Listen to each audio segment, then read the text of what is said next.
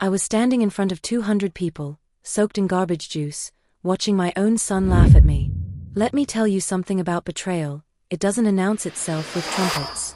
It creeps in slowly, disguised as love, wrapped in expensive perfume and fake smiles. And when it finally strikes, it doesn't just wound you. It destroys everything you thought you knew about the people you'd die for. My name is Margaret Whitlow. I'm 72 years old, and 3 days ago, at my son's wedding, I learned what it feels like to be nothing. To be a joke. To watch the child you sacrificed everything for throw you away like trash in front of everyone who ever mattered. But here's what they didn't know, what none of them could have possibly known as they pointed their phones at me and laughed until tears ran down their faces. That humiliation? That moment when I stood there dripping with rotting food and filth? That was the beginning of the end for all of them. Because when those heavy oak doors burst open and someone shouted 3 words that froze every single person in that room, everything changed. The laughter died. The music stopped. And my daughter-in-law's perfect wedding turned into her worst nightmare. Hi viewers, kindly tell us where you're watching from and what time it is. Warm welcome to the family, enjoy the story. But I'm getting ahead of myself. You need to understand how I got there, how a woman who gave up everything for her son ended up as entertainment at his wedding reception. You need to know about the years of sacrifice, the quiet warnings I ignored, and the woman who slowly poisoned my relationship with the only family I had left. It started 3 years ago, on a Tuesday evening in October. I remember because the leaves were turning that brilliant orange they only get in Ohio, and I'd spent all afternoon making pot roast, Daniel's favorite since he was 6 years old. He'd called that morning saying he had someone special he wanted me to meet, and my heart did that thing mothers' hearts do. That mix of excitement and fear, hope and dread all tangled together. Her name was Clara Bennett, and the moment she walked through my door, I knew my life was about to change. She was beautiful in that sharp, polished way that makes regular people feel inadequate. Dark hair that looked like she'd just stepped out of a salon, nails painted a deep burgundy that probably cost more than my weekly grocery budget, and a smile that didn't quite reach her eyes. "Mrs. Whitlow," she said, extending her hand like she was doing me a favor. "I've heard so much about you." The way she said it made it sound like she'd heard too much, and none of it good. Daniel looked at her like she'd hung the moon. My boy, my 28-year-old son who I'd raised alone after his father died of a heart attack when he was only 7, was completely mesmerized. He pulled out her chair, laughed at everything she said, and barely looked at me the entire evening. I served the pot roast with roasted vegetables and homemade biscuits. Clara picked at her food, moving it around her plate like a child avoiding broccoli.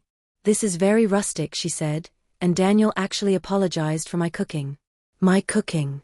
The same recipes I'd used to keep him fed when we had nothing, when I was working 2 jobs and sewing clothes at night just to keep the lights on. "Mom's been making this forever," Daniel said quickly, like it was something to be embarrassed about.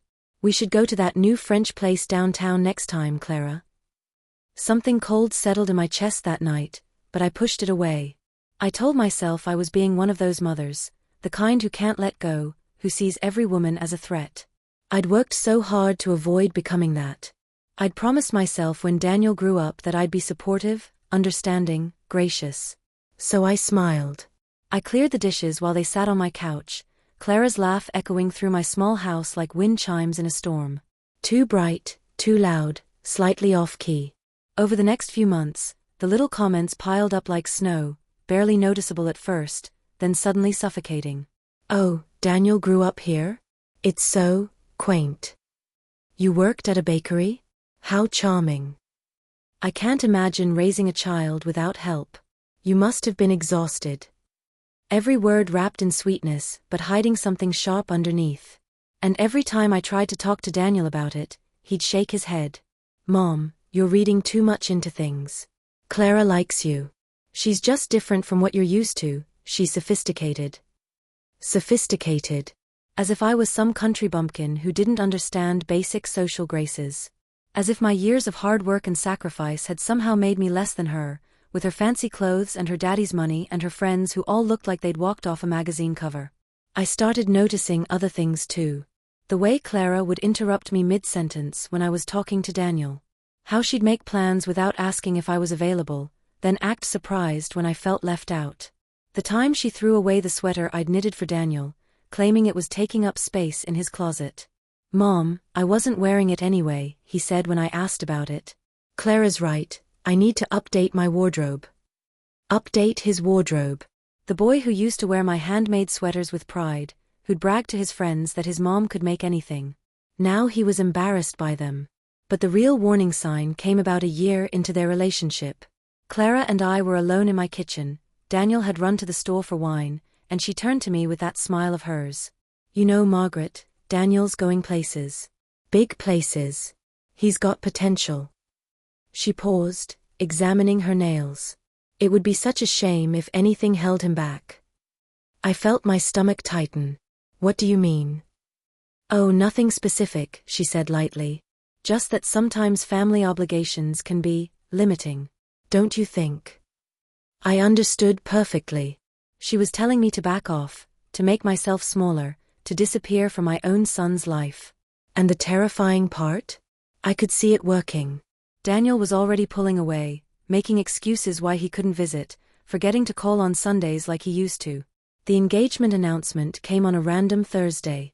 No warning, no family dinner, just a text message with a photo of Clara's ring, a diamond so large it looked fake. We're getting married, the message said. Weddings in 6 months. More details soon.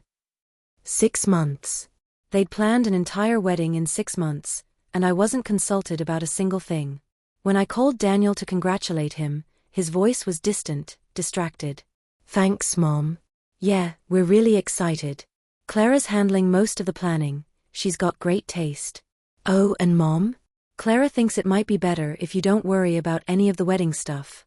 You know, less stress for you. Less stress for me. Translation, we don't want your input. I should have fought harder. I should have demanded to be included, should have made him see what was happening. But I didn't.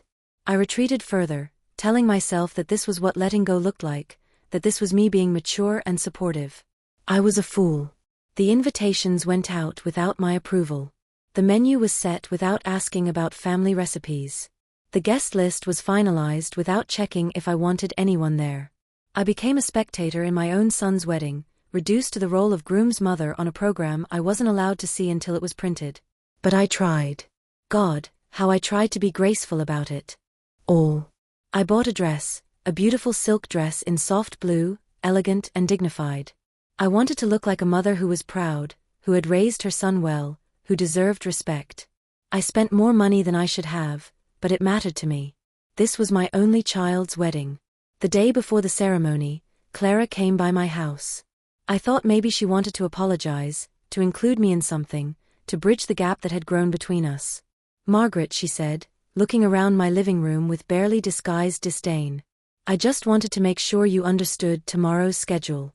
The ceremony starts at 4. You'll sit in the 3rd row, we need the first 2 for my family and Daniel's business associates. 3rd row. At my own son's wedding.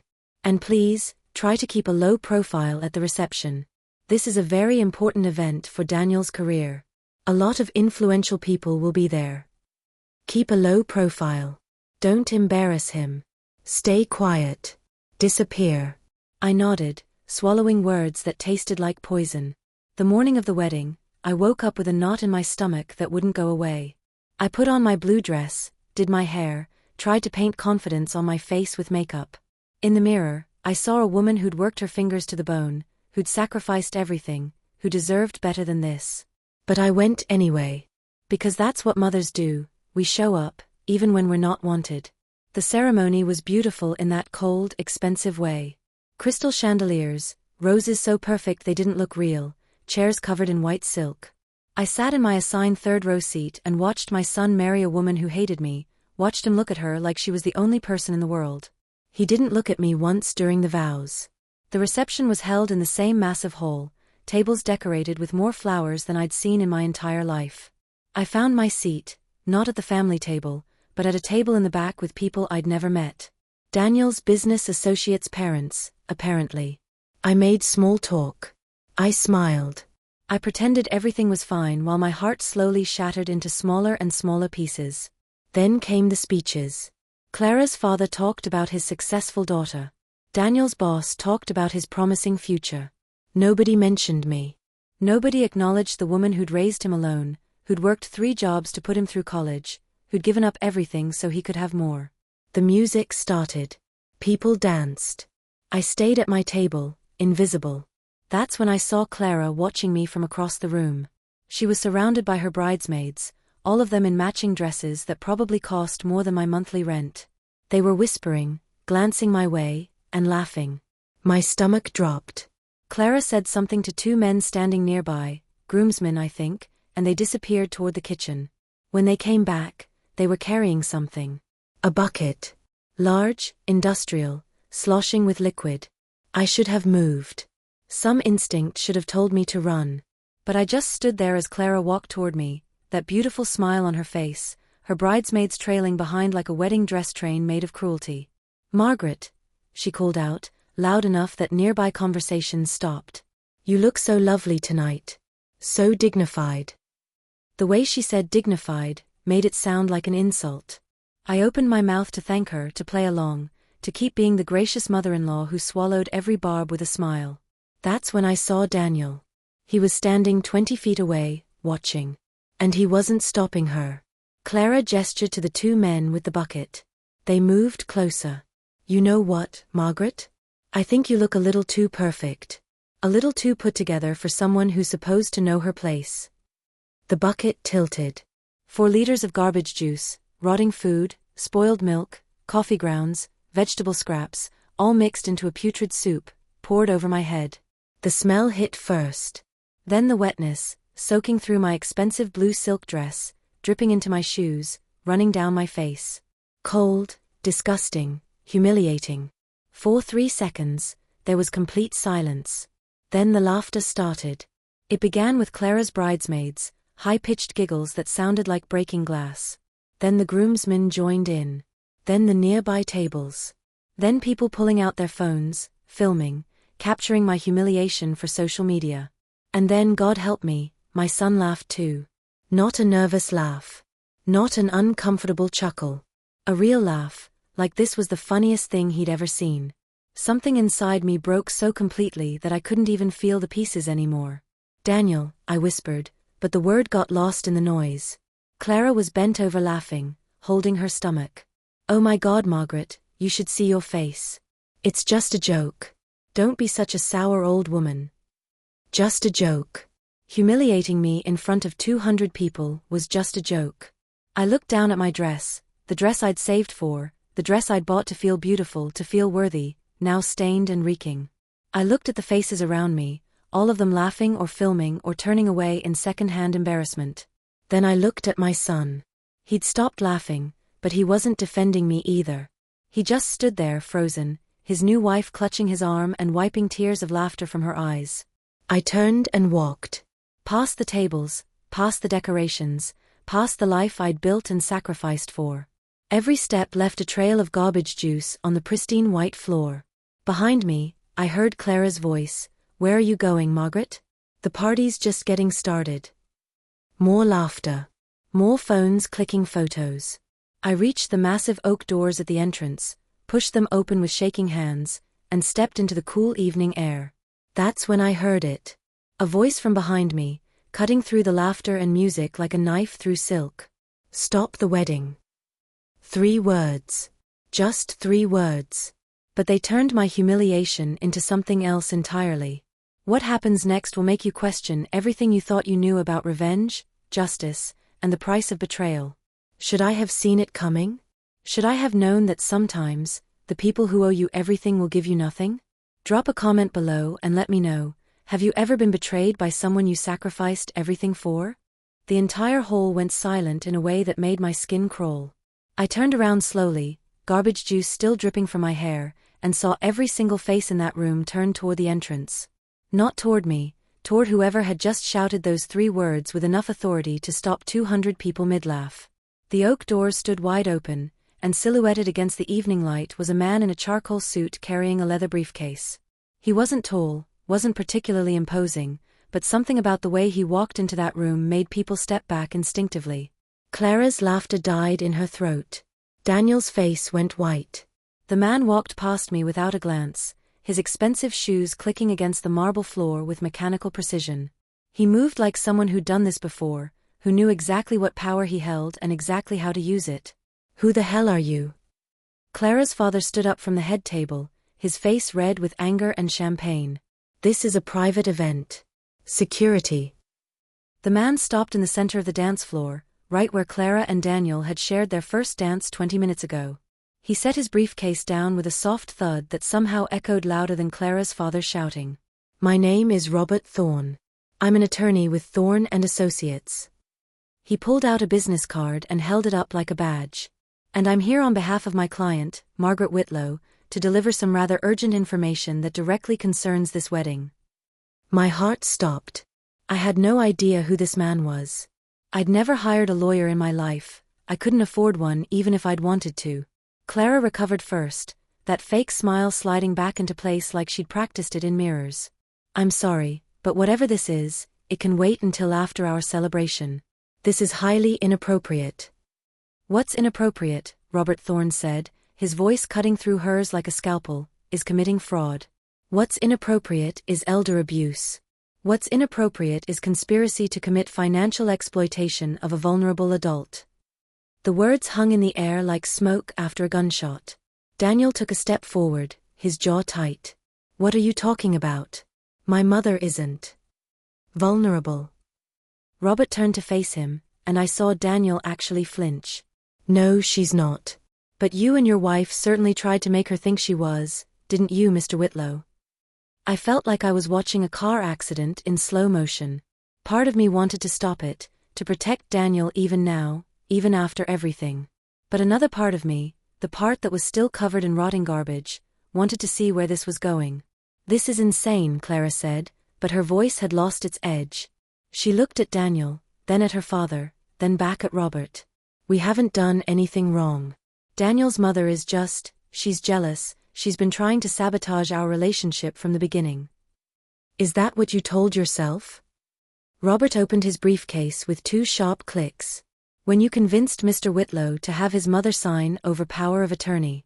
When you had him pressure her to list him as the sole beneficiary on her life insurance.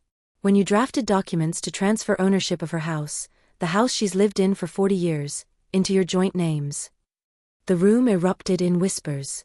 I grabbed the doorframe to steady myself. What was he talking about? I'd never signed any power of attorney. I'd never changed my life insurance. My house was mine, free and clear, paid off with decades of work. Unless. My mind raced back through the last year. The papers Daniel had brought over, just to organize your finances, Mom. The documents Clara said were just medical forms, in case of emergency. The visit to that notary who'd seemed rushed, distracted, barely looking at what I was signing. Oh God. That's not, we were just helping her, Daniel said, but his voice cracked. Mom's getting older, we thought she needed. You thought she needed to be stripped of her assets before she died? Robert pulled out a stack of papers. I have copies of every document you had her sign. Every forged signature. Every falsified witness statement. Forged. Clara's voice went shrill. How dare you accuse us of? The notary you used? Marcus Chun? He came forward 3 days ago. Apparently, his conscience got the better of him when he realized what you were planning. Robert looked directly at Clara now. He's prepared to testify that you offered him $5,000 to backdate documents and verify signatures on papers Mrs. Whitlow never actually saw.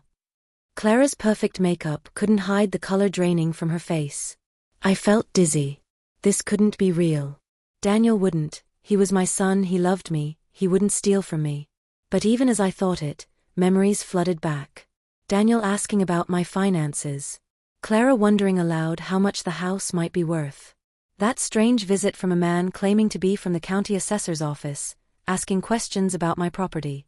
They'd been planning this. For how long? You can't prove any of this, Clara said, but she was backing up, her bridesmaids scattering away from her like rats from a sinking ship. This is harassment. Slander. We'll sue you for everything. With what money? Robert smiled, and it wasn't kind. The joint account you opened with funds transferred from Mrs. Whitlow's savings? That account's been frozen. The credit cards you opened in her name? Cancelled and reported as fraud. The loan you took out using her house as collateral without her knowledge? The bank's been notified. Daniel made a sound like he'd been punched. Clara, what loan? What is he talking about? Clara spun toward him, her face twisted into something ugly. Oh, don't act innocent now. You knew. You signed the papers too. You said it was for the wedding. You said your father was covering it, that the papers were just formalities. Your father? Robert interrupted. You mean Gerald Bennett, who declared bankruptcy 8 months ago? Who's currently under investigation for securities fraud? That father. Clara's father, who'd been trying to edge toward the exit, froze. Every eye in the room turned to him. This is a setup, Clara said desperately. Someone's trying to ruin us. Daniel, tell them. Tell them we were just trying to help your mother, help her. The words ripped out of my throat before I could stop them. I walked back into that room, garbage juice and all, my voice shaking with something between rage and heartbreak. You humiliated me in front of everyone I know. You poured trash on me like I was nothing. And you call that help? Clara's eyes narrowed. You were always in the way. Always clinging to Daniel, always making him feel guilty, always playing the martyr. We tried to be patient with you, but you just wouldn't back off. So you decided to steal from me? My voice was getting louder, stronger. You decided to take everything I worked for, everything I sacrificed for, and what, sell my house? Leave me with nothing. Help her. The words ripped out of my throat before I could stop them. I walked back into that room, garbage juice and all, my voice shaking with something between rage and heartbreak. You humiliated me in front of everyone I know. You poured trash on me like I was nothing. And you call that help? Clara's eyes narrowed. You were always in the way. Always clinging to Daniel, always making him feel guilty, always playing the martyr. We tried to be patient with you, but you just wouldn't back off. So you decided to steal from me? My voice was getting louder, stronger. You decided to take everything I worked for, everything I sacrificed for, and what, sell my house? Leave me with nothing. You're old. Clara screamed, and the mask finally shattered completely. You're old and you're useless and you were just going to leave it all to him anyway, so what does it matter if we took it a little early? You should be thanking us for planning ahead. The gasps around the room sounded like a collective intake of breath before a scream. Daniel grabbed Clara's arm. Stop talking. Just stop talking. But she yanked away from him, her face red, her voice raw. Why? So we can keep pretending? I'm sick of pretending. Your mother is a burden, Daniel. She's always been a burden. Calling every Sunday, expecting visits, making you feel guilty for having a life. I freed you from that.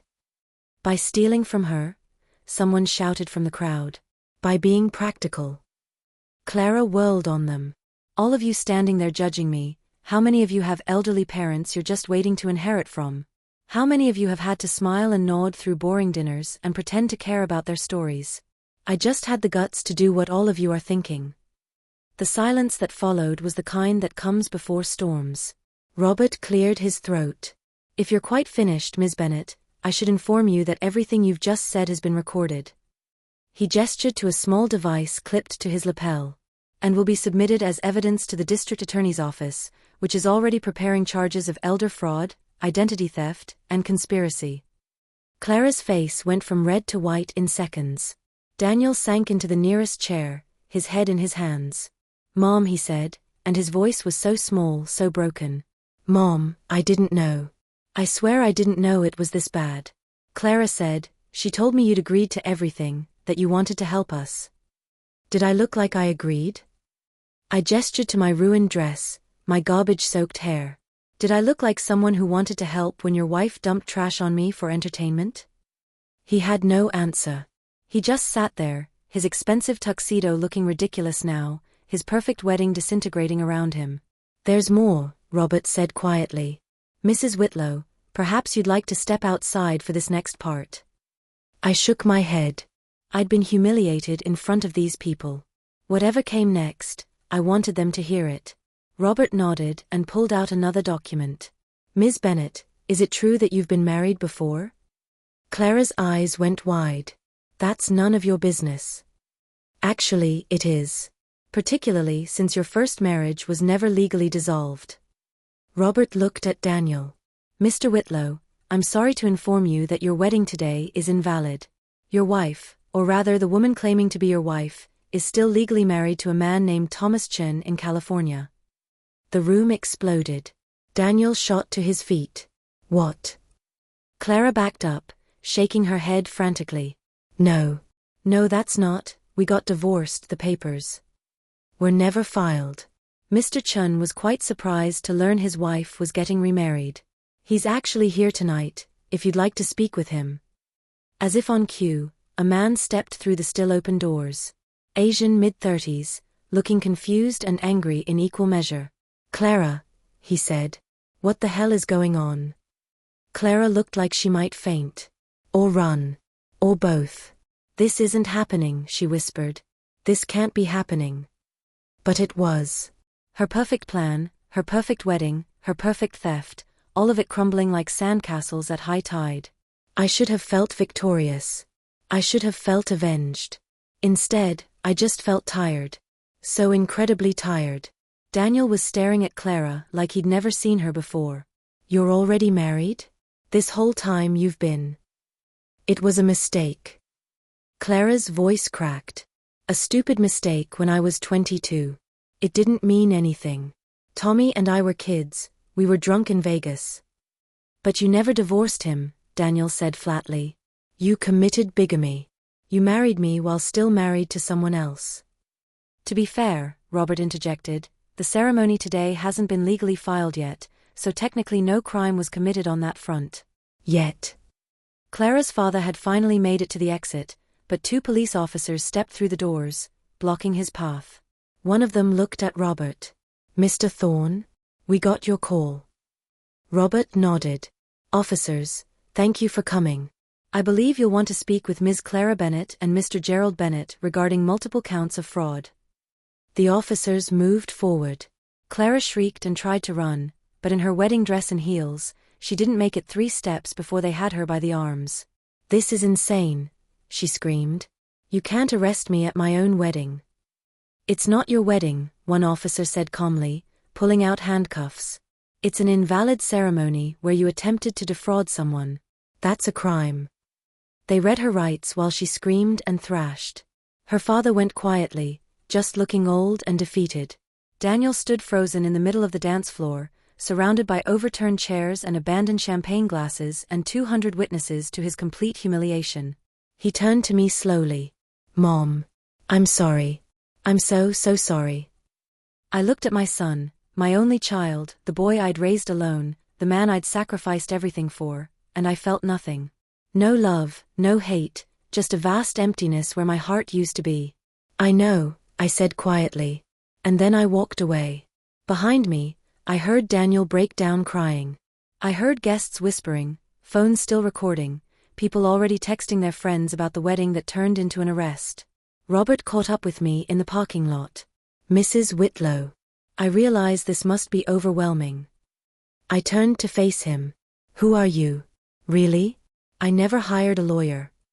He smiled, and for the first time, it looked genuine. No, you didn't. But someone who cares about you did. Before I could ask what he meant, another figure emerged from the shadows near the parking lot. Who was Robert really working for? And how did they know what Clara and Daniel were planning? The answer is going to change everything you think you know about this story. Have you ever had someone protect you without you even knowing you needed protection? Let me know in the comments. The woman who stepped into the light was someone I hadn't seen in 43 years. My sister Elizabeth. I actually gasped.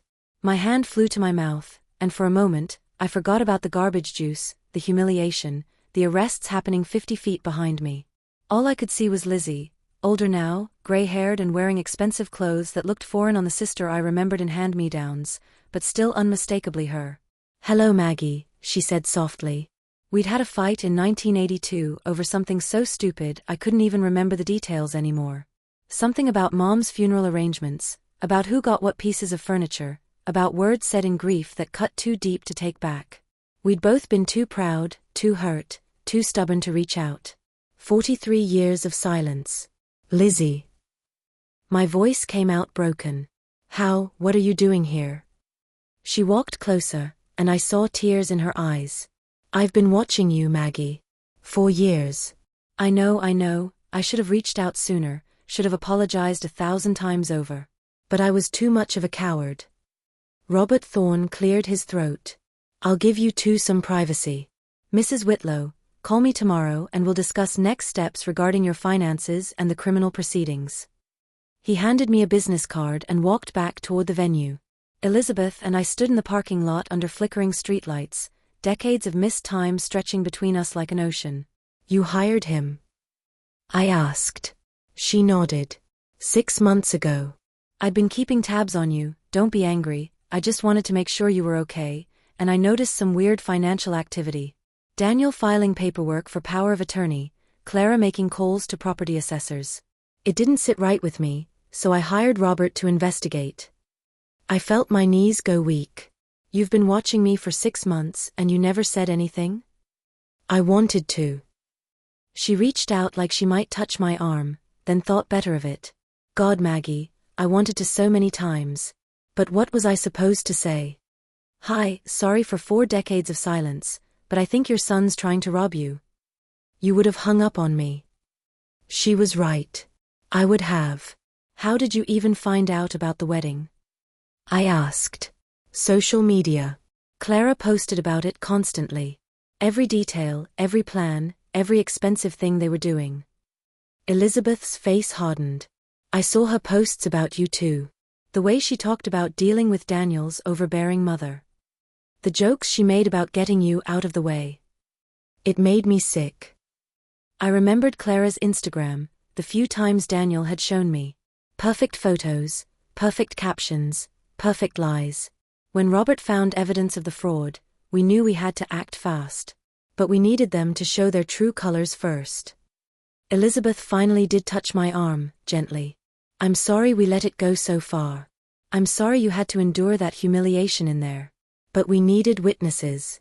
We needed Clara to reveal herself completely. So you knew. My voice rose. You knew she was going to pour garbage on me and you let it happen? No. Elizabeth looked horrified. God, no, Maggie. We knew she was planning something cruel. Robert had intercepted some texts between her and her bridesmaids about a prank, but we thought it would be something small. Childish. We had no idea she'd go that far. I looked down at my ruined dress. The smell had faded a bit in the cool air, or maybe I'd just gotten used to it. I looked like a fool in there. You looked like a woman being abused by people who should have protected you, Elizabeth said fiercely. And every single person in that room will remember what they saw. Clara's cruelty. Daniel's cowardice. Your dignity even when they tried to strip it away. Dignity. I laughed, and it came out bitter. I was covered in trash, Lizzie. I was a joke. You were a victim.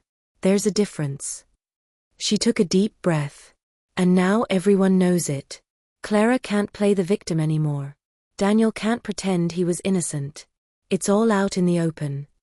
We stood in silence for a moment, the sounds of chaos still filtering from the venue.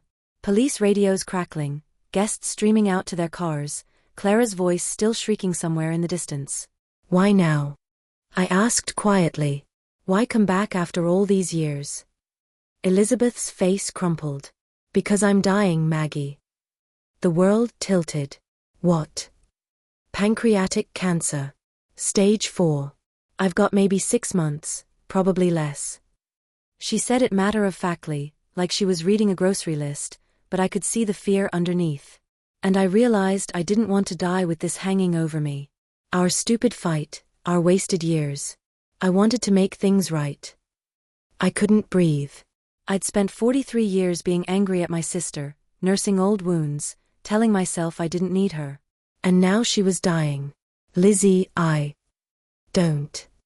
She held up her hand. Don't apologize. Don't say you're sorry. We were both idiots, and we both lost time we can't get back. Let's not waste what time is left. Something broke open inside my chest. I stepped forward and hugged her, garbage juice and all. She hugged me back, and we stood there crying in a parking lot while my son's fake wedding fell apart behind us. When we finally pulled apart, Elizabeth was smiling through her tears. You smell terrible. I laughed, actually laughed. Yeah, well, that's what happens when your daughter-in-law dumps a bucket of garbage on you. Former daughter-in-law, Elizabeth corrected. That marriage isn't legal, remember? The reality of it hit me again. Daniel wasn't married. He'd been manipulated by a con artist. He'd helped steal from me, but had he known the full extent? The look on his face when Robert revealed everything, that shock had seemed genuine. What happens now? I asked. Elizabeth linked her arm through mine, carefully avoiding the worst of the stains. Now we get you home and cleaned up. Tomorrow, Robert will walk you through everything. Your assets are safe. He had them frozen before Clara could do any more damage. The house is still yours. Your savings are intact. Everything they tried to steal is protected. But Daniel. Daniel made his choices, Elizabeth said firmly. Maybe he was manipulated. Maybe he really didn't know how far Clara had taken things. But he knew enough, Maggie. He knew enough to go along with having you sign documents. He knew enough to let her disrespect you for years. He knew enough to laugh when she poured garbage on you. The last part hit hardest because it was true. Whatever Daniel did or didn't know about the financial fraud, he'd known his wife was cruel to me. And he'd allowed it. Elizabeth's driver pulled up in a black sedan. She must have been doing well for herself. The car alone probably cost more than my house. Come on, she said gently. Let's get out of here. I let her lead me to the car, but stopped before getting in. Daniel's still my son. I know. I can't just abandon him. Elizabeth's expression softened. I'm not asking you to. I'm asking you to protect yourself first. To stop setting yourself on fire to keep him warm. There's a difference between love and martyrdom, Maggie. I thought about that as the driver navigated through traffic. About all the times I'd sacrificed my own needs for Daniel's wants. The meals I'd skipped, the jobs I'd worked, the pain I'd endured. And what had it gotten me? A son who stood by while his wife abused me. I showed Elizabeth. Her face went pale. That's Clara's style. Threatening, vague, meant to scare you. She grabbed her own phone. I'm calling Robert. You're not safe. I'm fine. She's in police custody. She posted bail 2 hours ago. Maggie, she's out. And she's angry. The fear that shot through me was cold and sharp. Clara was free. Clara blamed me for everything. And Clara had already shown she was capable of cruelty. What would she do now that she had nothing left to lose? Elizabeth was already on the phone with Robert, already arranging security, already trying to protect me. But I was done hiding. Done being afraid. Done letting other people control my life. If Clara wanted to come after me, let her come. Because this time, I wouldn't be standing there waiting for garbage to fall. Clara had just threatened the wrong woman. And she was about to learn that sometimes, the quietest people make the loudest noise when they finally decide to roar. Would you stand up to someone who threatened you, or would you run? Drop your answer below. The next morning, I woke up in Elizabeth's guest room feeling like I'd aged another decade overnight. Every muscle ached. My head pounded. And my phone showed 43 new messages, mostly from Daniel, a few from numbers I didn't recognize, and 3 more from Clara's unknown number. I didn't open them. Not yet. Elizabeth knocked softly before entering with coffee and what looked like a full breakfast tray. I figured you might not want to come downstairs yet. Robert's here. He wants to talk to you about protective orders and the DA's case against Clara. I sat up, taking the coffee gratefully. She's really out on bail? Her father posted it before they arrested him. $500,000. Elizabeth's mouth twisted. Apparently, he had some assets the bankruptcy court didn't know about. Robert's already reported it, but in the meantime, Clara's free until the trial. The coffee tasted expensive, smooth and strong. What did the other messages say?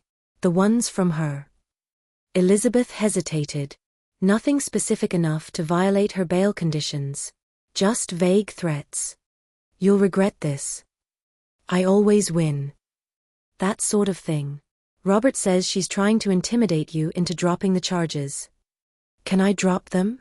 It's a criminal case now, isn't it? Yes, But your cooperation is crucial. If you refuse to testify, the case gets much harder to prosecute. She sat on the edge of the bed. Is that what you're thinking? Letting her go? I looked at my coffee, watching steam curl upward. I'm thinking about Daniel. About what this will do to him. Maggie. I know what you're going to say. That he made his choices, that he needs to face consequences. But he's still my son, Lizzie. And if I testify against Clara, if I help send her to prison, he'll never forgive me. So you'll let her get away with it? Let her victimize someone else? That stopped me cold. I hadn't thought about that. Clara wasn't going to change. If she got away with this, she'd just find another target. Another lonely old woman with assets to steal, another man to manipulate, another life to destroy. Robert's downstairs? I asked. In the living room. I dressed quickly in more borrowed clothes. Elizabeth's wardrobe was apparently endless, and went down to face whatever came next. Robert Thorne sat on Elizabeth's white couch looking exactly like he had the night before, like the chaos of a wedding turned arrest had been just another Tuesday for him. He stood when I entered, shaking my hand with professional courtesy. Mrs. Whitlow, how are you feeling? Like I've been hit by a truck. He smiled slightly. That's normal. You've been through a significant trauma. I've arranged for a therapist if you'd like to talk to someone professionally. A therapist. I'd lived 72 years without needing therapy, and now I needed one. The thought would have been funny if it wasn't so sad. What happens now? I asked, sitting across from him. He pulled out a tablet. All business. The district attorney is moving forward with charges against Clara Bennett and her father Gerald. For Clara, we're looking at elder fraud, identity theft, conspiracy, attempted theft, and perjury. For Gerald, securities fraud and conspiracy. The evidence is substantial. What about Daniel? Robert's expression didn't change. Your son is currently being investigated. The DA hasn't decided whether to file charges yet. It depends on his level of involvement and his willingness to cooperate. Meaning if he testifies against Clara, they'll go easy on him. Essentially, yes. If he can demonstrate he was manipulated and didn't understand the full scope of Clara's crimes, he might avoid jail time entirely. Community service, probation, restitution. Restitution? To me? You're the victim, Mrs. Whitlow. You're entitled to compensation for any financial losses, emotional distress, and punitive damages. The idea of taking money from Daniel felt wrong, even after everything. He was broke anyway. Clara had spent everything they had on the wedding and her lifestyle. What if I don't testify? I asked. Robert's jaw tightened. Then the case becomes significantly weaker. Clara's lawyers will argue lack of victim cooperation, claim you're not actually harmed, suggest family drama rather than criminal intent. She might walk. And if she walks? She'll do this again. Maybe not to you, but to someone. He leaned forward. Mrs. Whitlow, I've been practicing law for 23 years. I've seen dozens of cases like this, financial predators who target the elderly. They're good at what they do because they've done it before and they'll do it again. Clara Bennett has left a trail of victims across 3 states. You're not the first. But you could be the last. The weight of that settled on my shoulders. This wasn't just about me anymore. It was about preventing Clara from destroying someone else's life. There's something else, Robert said. We've been contacted by 3 other potential victims. Women who were dating or married to men Clara had relationships with. One of them lost her life savings. Another lost her home. They're willing to testify about a pattern of behavior. So you don't need me. We need you most of all. You're the strongest case. The most recent. The one with the most evidence and witnesses. He pulled up something on his tablet. 200 people watched her pour garbage on you, Mrs. Whitlow. They filmed it. It's already viral on social media, over 3 million views. The public is invested in seeing justice served. I felt sick. 3 million people had watched my humiliation. 3 million strangers had seen me at my lowest moment. I know that's difficult to hear, Robert said gently. But it also means Clara can't hide. She can't claim it was a misunderstanding or that you're exaggerating. The evidence is overwhelming. Elizabeth put her hand on my shoulder. You don't have to decide right now. But I did, didn't I? Because every hour I waited was another hour Clara was free. Another hour she could be planning something, manipulating someone, destroying evidence. I'll testify, I said. Robert nodded like he'd expected nothing less. Good. I'll notify the DA. They'll want to meet with you this week to prepare. In the meantime, I've arranged for a security detail. That's not necessary. It is. His voice was firm. Clara posted 3 threatening messages to your phone last night. She's escalating. I'm not taking chances with your safety. Before I could argue, the doorbell rang. Elizabeth went to answer it, and I heard Daniel's voice in the foyer. Please, I just need to talk to her. 5 minutes. My heart clenched. I hadn't seen him since the wedding, since he'd stood there watching me walk away covered in garbage. Maggie. Elizabeth called. It's up to you. Robert stood. I strongly advise against unsupervised contact with anyone involved in the case. He's my son. He's also under investigation for conspiracy to commit fraud. I stood up anyway. 5 minutes. You can stay in the room if you want. Daniel looked terrible. His eyes were red and swollen, his clothes rumpled like he'd slept in them. When he saw me, his face crumpled. Mom. Thank God. He took a step forward, then stopped when he saw Robert. Who is this? My attorney. Something flickered across Daniel's face. Hurt? Anger? You need an attorney against me? I need an attorney because your wife tried to steal everything I have. Ex-wife. Or not wife. I don't know what she is. He ran his hands through his hair. Mom, I'm so sorry. I had no idea. About what exactly? I kept my voice level. About the forged signatures? About the fake power of attorney? About the loan against my house? Which part didn't you know about, Daniel? He flinched. I thought we were just organizing your finances. Clara said it was normal, that it was what responsible families do. She said it would make things easier if something happened to you. If I died, you mean? That's not. I wasn't hoping you'd die, Mom. I just wanted to make sure everything was handled. By transferring my assets to your name? Clara said it was about avoiding probate.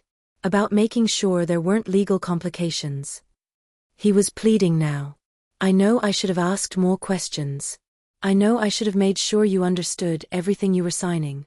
But I trusted her. More than you trusted me. The silence that followed was deafening. You're right, Daniel said finally. I did. And I was wrong. Mom, I am so sorry. For everything. For not protecting you from Clara, for not seeing what she was really like, for letting her hurt you. For laughing. His voice broke. God, for laughing when she poured that garbage on you. I don't know what I was thinking. I was caught up in the moment, everyone was laughing, and I failed you. As a son, as a person, I failed you. I wanted to forgive him. Every maternal instinct screamed at me to hug him, to tell him it was okay, to make it all better like I'd been doing his whole life. But it wasn't okay. You watched someone abuse me and you laughed, I said quietly. You stood there and did nothing while your wife planned to steal my home. You let her disrespect me for 3 years because it was easier than standing up to her. And now that you're facing consequences, now that your life is falling apart, you come to me expecting what? Forgiveness? Help? Money for a lawyer? No. But his eyes slid away. Okay, yes, I need help. The police want me to testify against Clara. My lawyer says if I cooperate, I might avoid jail. But I can't afford, Mom, I'm broke. Everything we had is gone. Clara spent it all on the wedding, on her lifestyle, on God knows what. I'm sleeping on a friend's couch. I might lose my job. I don't know what to do. There it was. The real reason he'd come. Not to apologize, not to check on me, but to ask for money. So you want me to pay for your defense? After you tried to steal from me? I know how it sounds. It sounds like you learned nothing. I stood up. Daniel, I love you. I will always love you because you're my son. But I'm not going to save you this time. Mom, please. You need to face what you've done. You need to take responsibility. I've spent your entire life protecting you from consequences, and look where it got us. My voice was steady now, clear. I'm not going to bail you out. Not with money, not with forgiveness, not with anything. You made choices. Now you live with them. Daniel's face went through a series of emotions: shock, hurt, anger, desperation. So that's it? You're just going to abandon me? I'm not abandoning you. I'm letting you grow up. I'm 28 years old. Then act like it. I moved toward the door. Robert will give you the name of a public defender if you can't afford your own lawyer. And Daniel? If you're smart, you'll tell the truth about everything. All of it. Even the parts that make you look bad. But Clara used you. She lied to you. She was already married to someone else. She never loved you, she loved what she thought you could get from her through me. I opened the door. It's time to let her go. Daniel stood there, tears streaming down his face. For a moment, he looked like the little boy I'd raised, scared and lost and needing his mother. But he wasn't that little boy anymore. And I wasn't that mother anymore. Goodbye, Daniel. He left without another word. Elizabeth closed the door behind him and pulled me into a hug. That was the hardest thing you've ever done. Yes. You did the right thing. I know. But knowing something is right doesn't make it hurt less. Robert cleared his throat. I should warn you, Mrs. Whitlow. Daniel might testify against you. His lawyers might try to paint you as a controlling mother, claim you manipulated him, that this is all some family dispute blown out of proportion. Let them try. I was surprised by the steel in my own voice. I have nothing to hide. And unlike Clara, I have proof. The rest of the day was a blur of meetings. The district attorney's office, where a sharp-eyed prosecutor named Jennifer Chun walked me through what to expect at trial. A therapist's office, where I spent an hour talking about trauma and boundaries and grief. Back to Elizabeth's house, where security cameras had been installed and a guard stationed at the front gate. By evening, I was exhausted. Elizabeth ordered takeout, Thai food from a place that probably had a Michelin star, and we ate in comfortable silence. I'm proud of you, she said finally, for standing up to him. It doesn't feel good. The right thing rarely does. She paused. I should have done more of it when my kids were growing up. I looked up sharply. Your kids?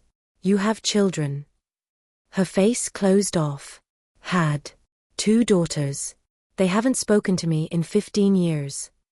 Lizzie. I was a terrible mother, Maggie. I was too focused on work, on success, on proving I was worth something. By the time I realized what mattered, they were grown and gone and wanted nothing to do with me. She pushed food around her plate. So when I see you struggling with Daniel, trying to figure out where love ends and enabling begins, I recognize it. Because I went too far the other way.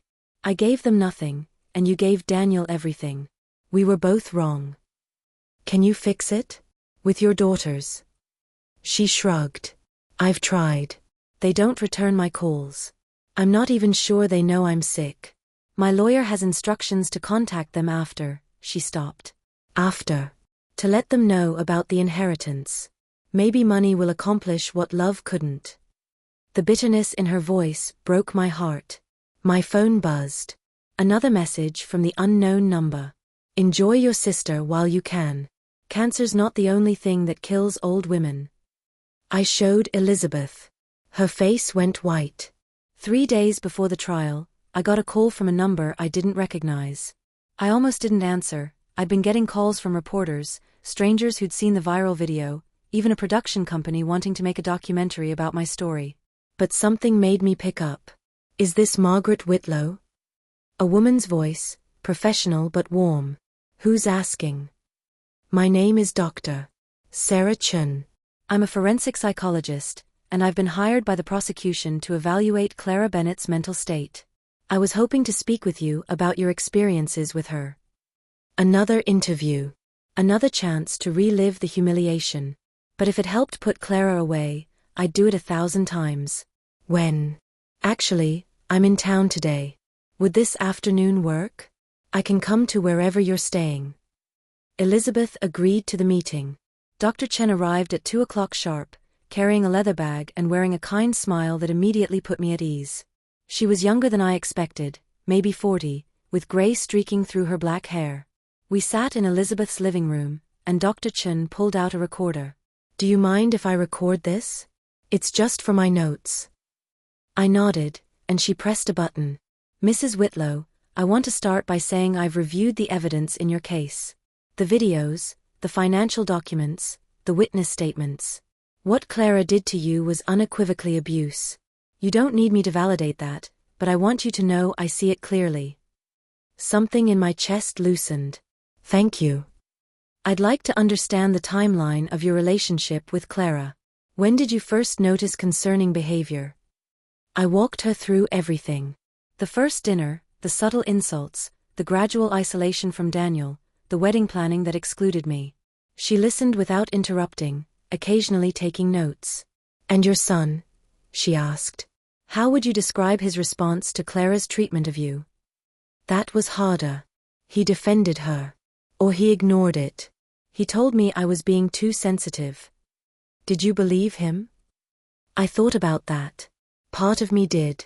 I second-guessed myself constantly. Maybe I was too controlling. Maybe I needed to let go. Maybe Clara was right and I was the problem. Dr. Chen nodded slowly. That's very common in abuse situations. The abuser undermines the victim's reality, makes them doubt their own perceptions. It's called gaslighting. I know what gaslighting is. It came out sharper than I intended. I'm not some naive old woman who doesn't understand what happened to her. I didn't mean to imply that. Dr. Chen's voice was gentle. But I do wonder, and you don't have to answer this if it's too personal, have you experienced this kind of dynamic before? With anyone else in your life? My throat tightened. What do you mean? It's just that victims of abuse often have patterns. Not because they're weak or stupid, but because abusers are very good at finding people who've been conditioned to accept certain behaviors. I stood up. I think we're done here. Mrs. Whitlow. I said we're done. Elizabeth appeared in the doorway, must have heard my raised voice. Maggie? Everything okay? Dr. Chen was just leaving. The psychologist stood, gathered her things. I apologize if I overstepped. That wasn't my intention. But she touched something I'd buried so deep I'd almost convinced myself it didn't exist. After she left, Elizabeth sat beside me. What did she say? She asked if I'd been abused before. Like this is somehow my fault. Like I attract abusers or something. I don't think that's what she meant. Then what did she mean? Elizabeth took a long breath.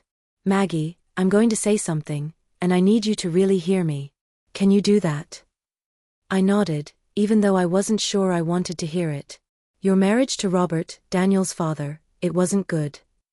My whole body went cold. Don't. I have to. Because you've rewritten that history in your head, turned him into some saint who died too young, but that's not what happened.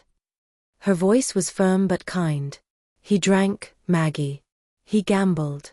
He spent money you didn't have and then blamed you when bills weren't paid. He called you stupid. Stop. I was shaking. Just stop. He hit you, Maggie. I saw the bruises. You told me you fell, or bumped into something, but I knew. Everyone knew. The memories I'd spent 40 years burying started clawing their way to the surface. Robert's anger when dinner wasn't ready on time. The way he'd shove me against the wall if I questioned him. The night he'd backhanded me so hard I'd seen stars, then told me it was my fault for nagging. He died of a heart attack, I whispered. He was a good man who worked too hard. He died at 43 with a blood alcohol level twice the legal limit. And yes, I know you told everyone it was a heart attack, and technically it was, but it was brought on by years of drinking and stress from the gambling debts he'd accumulated. Elizabeth's eyes were sad. You spent the next 5 years paying off those debts, working 3 jobs, and you never told Daniel the truth about his father. Because he deserved to have one parent he could look up to. Or because you didn't want to admit you'd stayed with an abuser. That you'd made excuses for him. That you taught Daniel that love looks like sacrifice and endurance instead of respect and partnership. The words felt like physical blows. I wanted to argue, to tell her she was wrong, but I couldn't. Because she wasn't wrong. Robert had been cruel. Not always, there were good days, even good months, but enough that I'd learned to walk on eggshells. To anticipate his moods. To make myself smaller so he wouldn't explode. And I'd taught Daniel that was normal. So this is my fault, I said. Clara abused me because I taught Daniel that abuse is acceptable. No. Elizabeth grabbed my hands. What Clara did is Clara's fault. Period. But understanding patterns doesn't mean accepting blame, it means breaking cycles. I pulled away from her. I need to be alone. I went upstairs to the guest room and sat on the bed, my mind racing. Was Elizabeth right? Had I spent my entire life accepting crumbs of respect and calling it love? My phone buzzed. A text from Daniel. Mom, please talk to me. I know you're angry, but I need you. The trial is in 3 days and I'm terrified. I stared at Daniel's text for 10 minutes before I realized my hands were shaking. Not from fear. From rage. He was terrified. After everything he'd done, everything he'd allowed, every moment he'd chosen Clara over me, now he was terrified and he needed me. Again. Always needing, never giving. Just like his father. The realization hit me like cold water. Daniel wasn't just like Clara. He was like Robert. Taking and taking, then acting wounded when I finally said no. I typed back, you should be terrified. Actions have consequences. Then I blocked his number.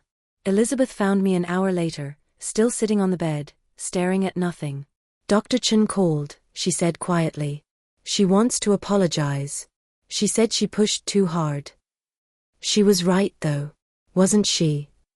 Elizabeth sat beside me. About the patterns? Yeah. But Maggie, recognizing a pattern isn't the same as accepting blame. You were 19 when you married Robert. Barely more than a kid yourself. You didn't know what healthy love looked like.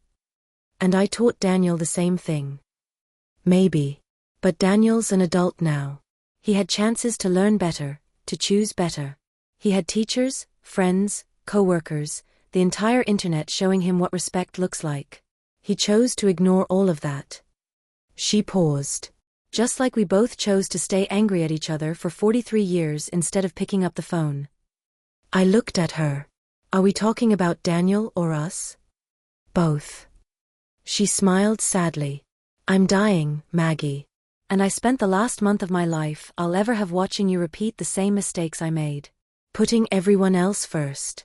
Sacrificing yourself. Thinking that if you just give enough, love enough, sacrifice enough, people will finally appreciate you. And they won't. No. They'll just learn to expect it. We sat in silence for a moment. Then Elizabeth reached into her pocket and pulled out an envelope. I need to tell you something. About the money I'm leaving you. Lizzie, I don't want your money. It's not mine. Not really. She opened the envelope and pulled out old, faded papers. It's from Mom. I took the papers with trembling hands. They were stock certificates, dated 1979. In our mother's name. I don't understand. Mom had money, Maggie. Not a lot, but some. Stocks her father left her. When she died, they were supposed to be split between us. But I was angry about the funeral, and you were struggling so hard with Daniel, and I thought, she stopped, tears in her eyes. I thought I deserved more. So I took it all. I forged your signature, told the lawyer you'd agreed, and I took everything. The betrayal was 43 years old, but it felt fresh. You stole from me. Yes. And I've been living with that guilt ever since.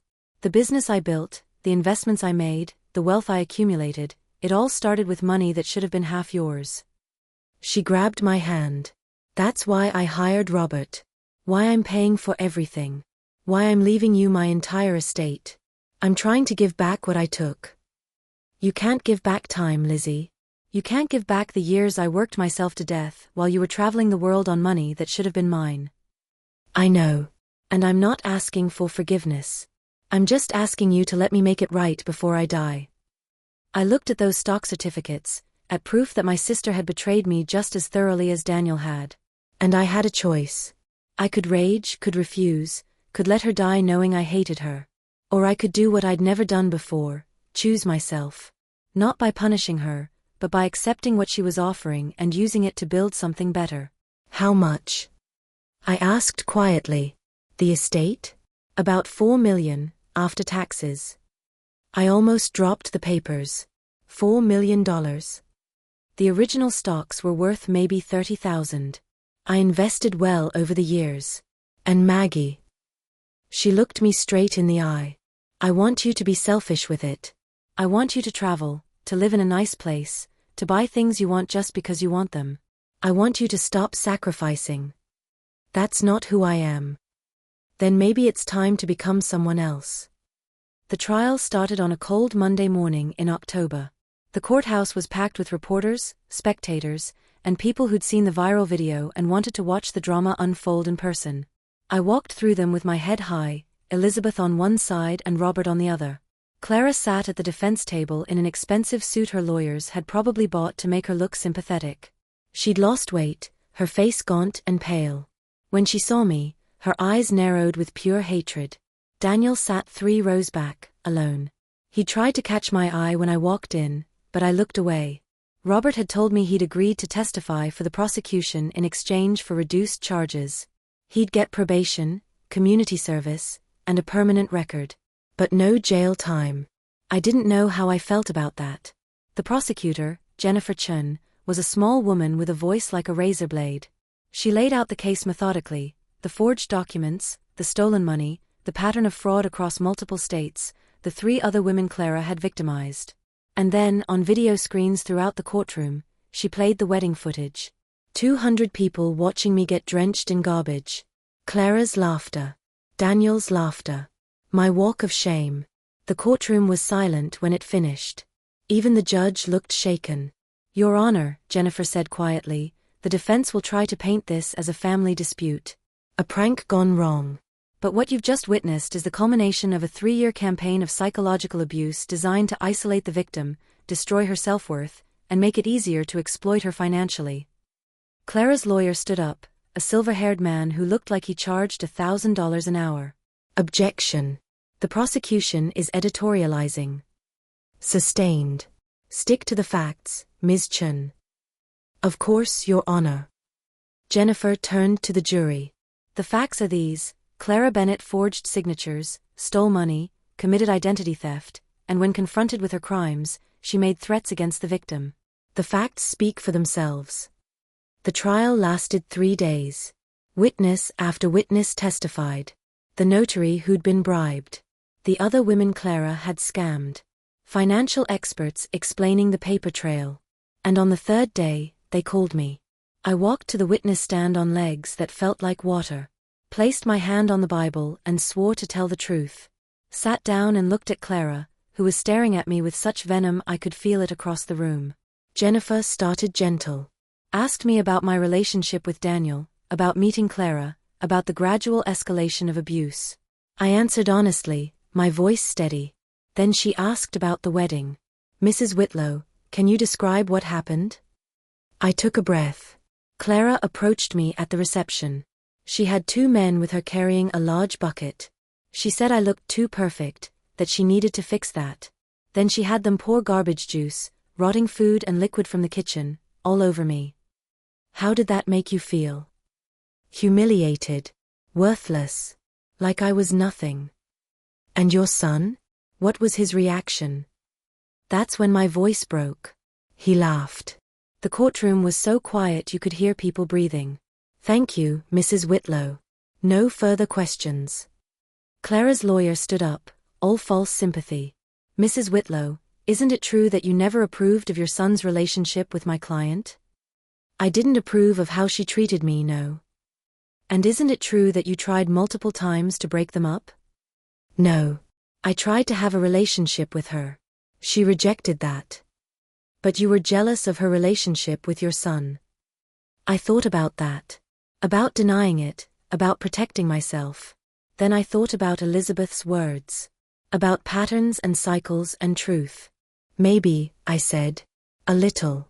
Daniel was all I had. And Clara took him from me. But that doesn't excuse what she did.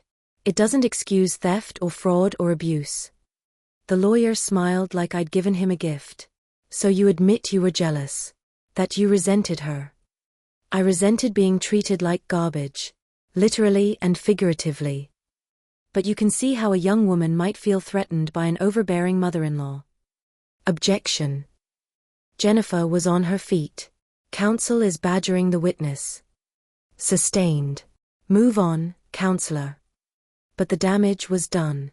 The jury had heard it, the suggestion that this was my fault somehow, that I'd driven Clara to this. When I stepped down, I felt like I'd failed. Like I'd let Clara win. Then they called Daniel. My son walked to the stand looking like he'd aged 10 years. He wouldn't look at me, wouldn't look at Clara. Just stared at his hands while Jennifer questioned him. Mr. Whitlow, did you know your mother was signing over power of attorney to you? Clara said it was just precautionary. In case Mom got sick. Did you explain that to your mother? I don't know. Maybe. Clara handled most of it. Did you know Clara was forging signatures? No. I swear I didn't know that. But you knew your mother was uncomfortable with Clara's treatment of her? Daniel's voice dropped. Yes. And you did nothing? I thought Mom was being overprotective. I thought she just needed time to adjust. Even when Clara poured garbage on her at your wedding? Finally, Daniel looked up, tears streaming down his face. I was wrong. I was so wrong. Mom, I'm sorry. I'm so sorry. The judge banged his gavel. Mr. Whitlow, address your answers to counsel. But Daniel kept looking at me. I failed you. I chose the wrong person.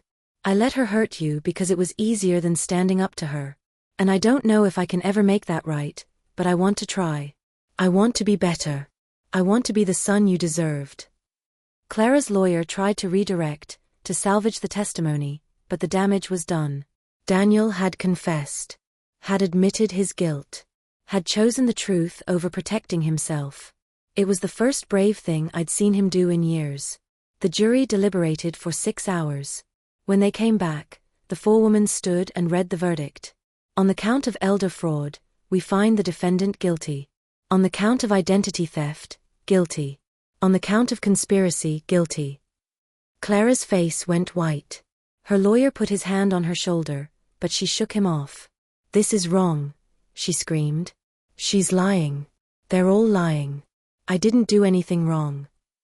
The bailiff moved toward her, but Clara wasn't done. You. She pointed at me. You ruined everything. You couldn't stand that Daniel loved me, so you made up lies, you turned everyone against me, you destroyed my life. Ms. Bennett, that's enough, the judge started. I should have done worse than garbage. I should have. 2 bailiffs grabbed her arms. She thrashed, screaming obscenities, threatening me, threatening Daniel, threatening everyone. They dragged her from the courtroom still screaming, and I sat there watching the woman who tried to destroy me finally face consequences. I didn't feel victorious. I just felt tired. Sentencing was scheduled for 2 weeks later. Jennifer told me Clara would likely get 7 to 10 years, with possibility of parole after 5. Her father had already pleaded guilty to securities fraud and would serve 3 years. Daniel got probation, 300 hours of community service, and in order to pay restitution, $20,000 over 5 years, which was all he could afford. I told Robert to forgive the debt. Not for Daniel, but for me. Because I was done carrying the weight of other people's debts, financial or otherwise. After the trial, Daniel waited for me outside the courthouse. The reporters had moved on, chasing Clara's dramatic exit. It was just us, and 40 years of complicated history. Mom, he said. Thank you. For not sending me to prison. I didn't do it for you. I know. But still. Thank you. He shuffled his feet. I'm going to therapy. 3 times a week. And I'm going to Al-Anon meetings. Why Al-Anon? Because my therapist says I have codependency issues. That I was trying to save Clara the way I wished I could have saved Dad. So he knew. Somehow, he'd learned the truth about his father. Dad wasn't who you thought he was, Daniel continued.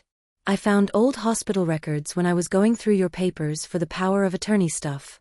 ER visits, police reports. Mom, why didn't you tell me? Because you were 7. Because I wanted you to have one parent you could admire. So you let me think he was perfect. And then I spent my whole life trying to be perfect too, trying to save people who didn't want to be saved, trying to prove I was worth loving.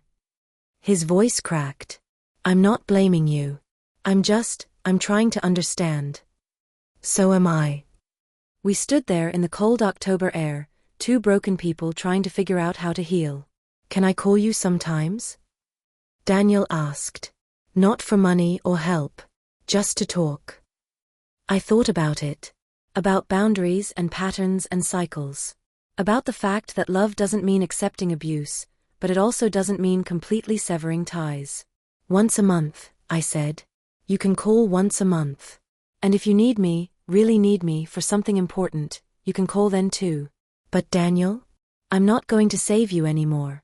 I'm not going to fix your problems or bail you out or sacrifice myself for you. I don't want you to. He smiled sadly. I just want a mom who's honest with me. Even when the truth is hard. I can do that. He hugged me, and for the first time in years, it didn't feel like he was taking something. It felt like a real goodbye. Not to each other, but to who we used to be. Did Daniel and I completely repair our relationship? Not yet. Maybe not ever. But we started something new, something based on honesty instead of guilt. Have you ever had to rebuild a relationship from scratch? Tell me about it in the comments. Elizabeth died on a Thursday morning in November, 6 weeks after the trial. I was with her when it happened, holding her hand in her massive bedroom that somehow felt too small for the moment.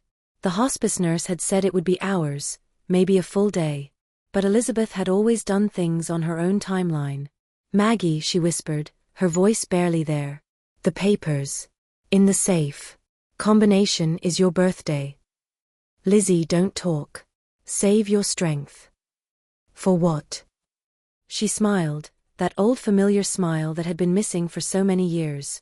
I'm not getting better. Might as well use my last words for something useful. The safe was behind a painting in her closet. I opened it with shaking hands and found a thick manila envelope with my name on it. Open it, Elizabeth said. Inside were documents. Legal papers transferring ownership of her house to me. Bank statements showing accounts in my name with balances that made my head spin. And a letter, handwritten in Elizabeth's careful script. Read it after, she said. When I'm gone. It explains everything. Lizzie. And Maggie? Don't waste this. Don't give it all away to Daniel or some charity or anyone else. Keep enough for yourself. Be selfish. Please. I don't know how to be selfish. Learn. She squeezed my hand with what little strength she had left. Promise me. I promise. She smiled, closed her eyes, and 20 minutes later, she was gone. I sat there for a long time, holding the hand of the sister I'd lost and found and lost again, all in the span of 2 months. The hospice nurse came in eventually, did what nurses do, made calls and arrangements and spoke in that soft voice people use around death. But I barely heard her. All I could think about was the letter in my lap and the promise I'd made. I read the letter that night, alone in Elizabeth's house that was now my house. Dear Maggie, if you're reading this, I'm gone. And knowing you, you're probably feeling guilty. Guilty that we wasted so many years. Guilty that you weren't a better sister. Guilty that you're alive and I'm not. Stop it. We both made mistakes. We both let pride keep us apart. And yes, we lost time we can't get back.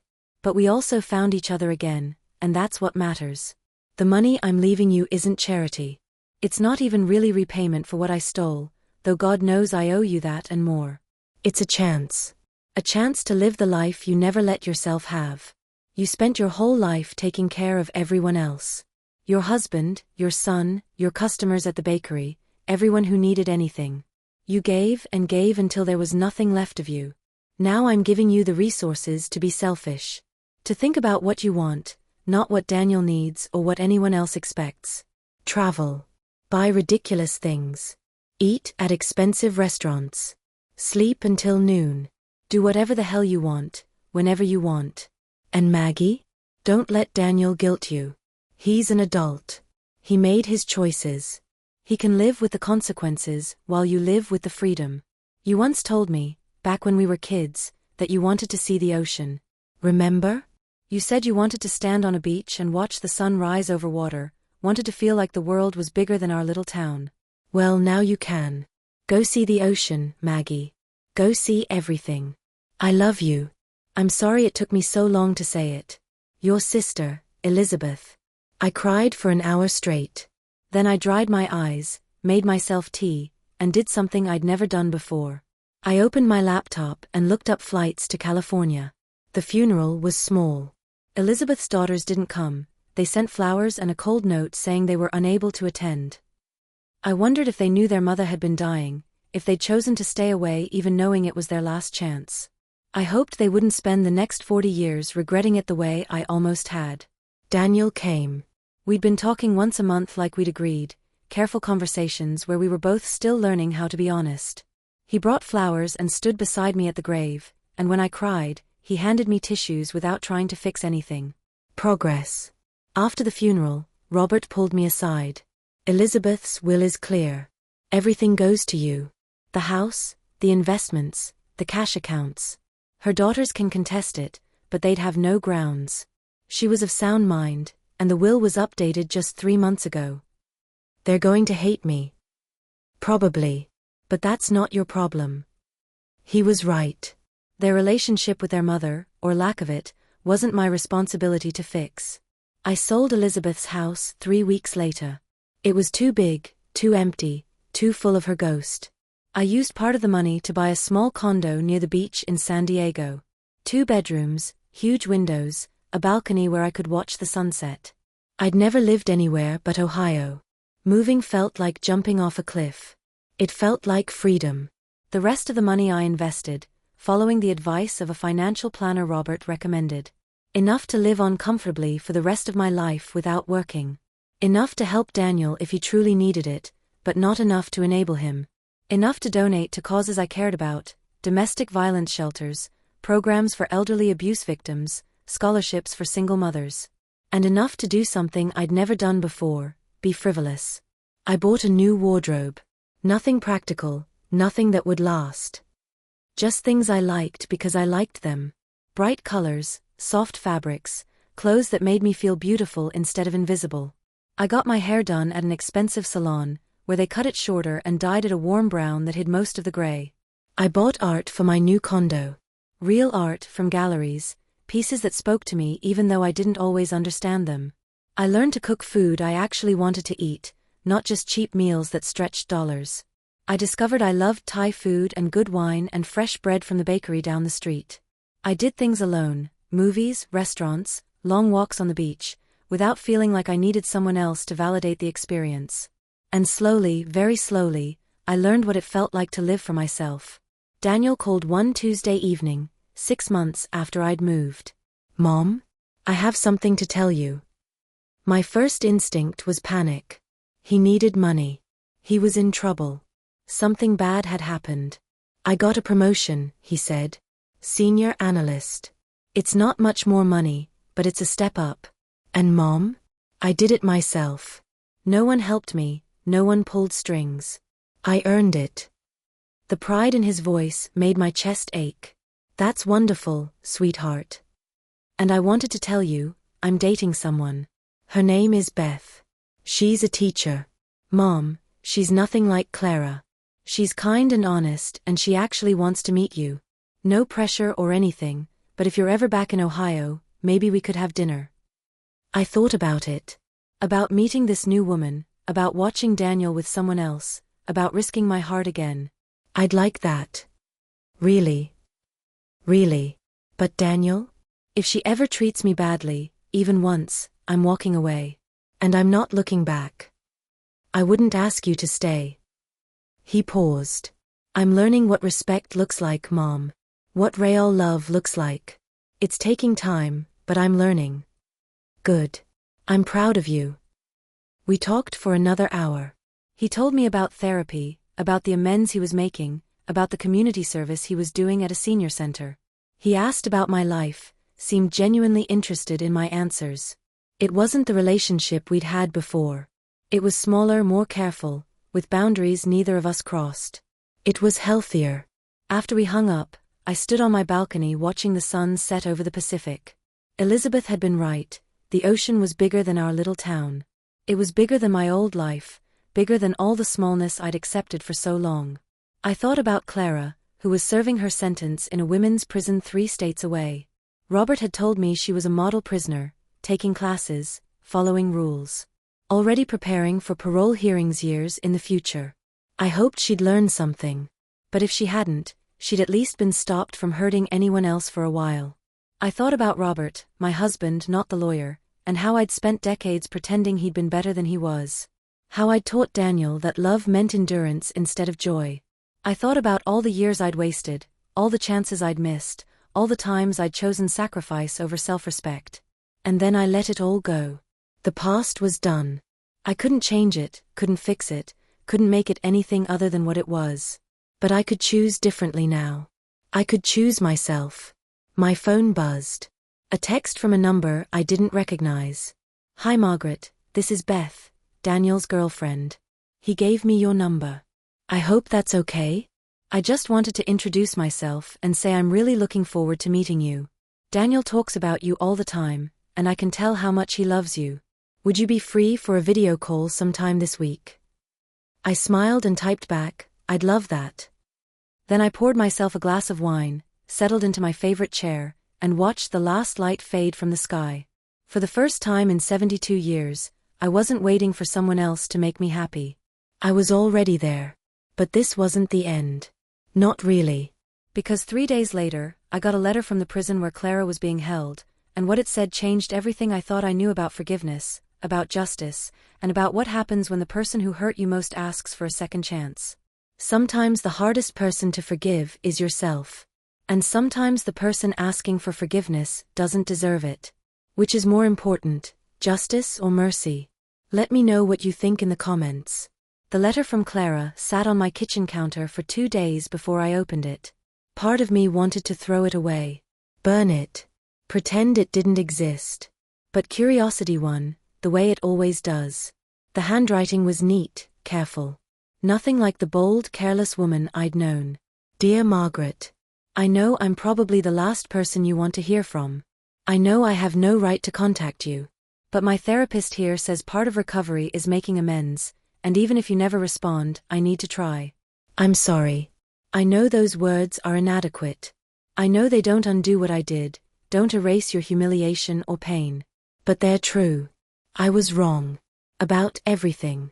About how I treated you, about the choices I made, about thinking I could take what I wanted without consequences. I've had a lot of time to think in here. About why I am the way I am, about the patterns I've repeated, about all the people I've hurt. My therapist says I have narcissistic personality disorder. That I lack empathy, that I see people as tools to get what I want. She says it probably comes from my childhood, my father's abuse, my mother's neglect, the way I learned that love was transactional. I'm not telling you this for sympathy. I'm telling you because I want you to understand that what I did to you wasn't personal. It wasn't about you being a bad mother-in-law or in the way.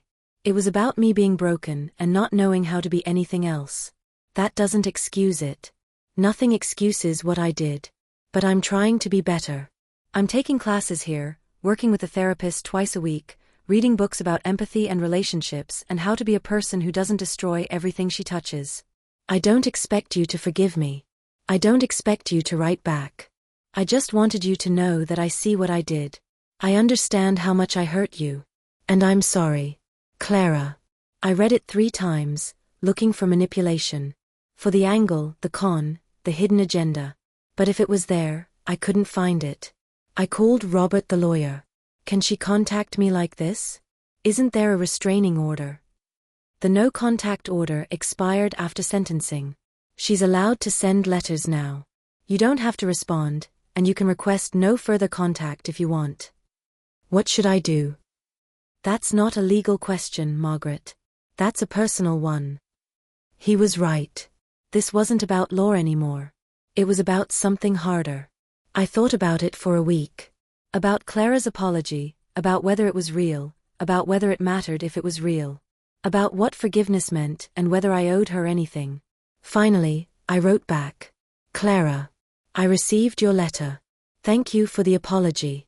I don't forgive you. I'm not sure I ever will. What you did was cruel and calculated, and the fact that you have a diagnosis doesn't change that. But I appreciate that you're trying to change. I hope you succeed, for your sake and for whoever might cross your path in the future. I won't be writing again. Not because I hate you, but because I don't need to carry you with me anymore. You're part of my past, and I'm choosing to focus on my future. I hope you find peace. Margaret. I mailed it that afternoon and felt something shift inside me. Not forgiveness exactly. More like release. Like putting down a heavy bag I'd been carrying for too long. Clara wrote back 3 weeks later. I threw that letter away without opening it. Whatever she had to say, I didn't need to hear it. Daniel's relationship with Beth was moving fast. Within 6 months, they'd moved in together. Within a year, she was wearing a ring. Mom, Daniel said on one of our monthly calls, I want to ask you something. And you can say no, I promise it's okay if you say no. What is it? Would you come to the wedding? I know after Clara, you might not want to. Yes. Silence. Then really. Really. But Daniel? I have conditions. Okay. I want to meet Beth first. Multiple times. I want to see how you two interact, how she treats you, how you treat her. I want to make sure this is real and healthy. That's fair. And at the wedding, I don't want to be sidelined. I don't need to plan everything, but I want to be included. I want to feel like I matter. You do matter, Mom. You always mattered. I didn't show it. But I will this time. I promise. I flew to Ohio the next month. Beth picked me up from the airport. Daniel was working, but she'd taken the day off to spend time with me. She was ordinary in the best way. Brown hair, warm smile, glasses that kept sliding down her nose. She wore jeans and a sweater that looked homemade and drove a sensible sedan covered in bumper stickers about teaching and books. Mrs. Whitlow, she said, shaking my hand firmly. It's so good to finally meet you. Daniel talks about you constantly. Please, call me Margaret. Or Maggie. Maggie, then. She smiled. I made reservations at this little Italian place Daniel says is your favorite. Unless you'd rather do something else? I don't want to assume.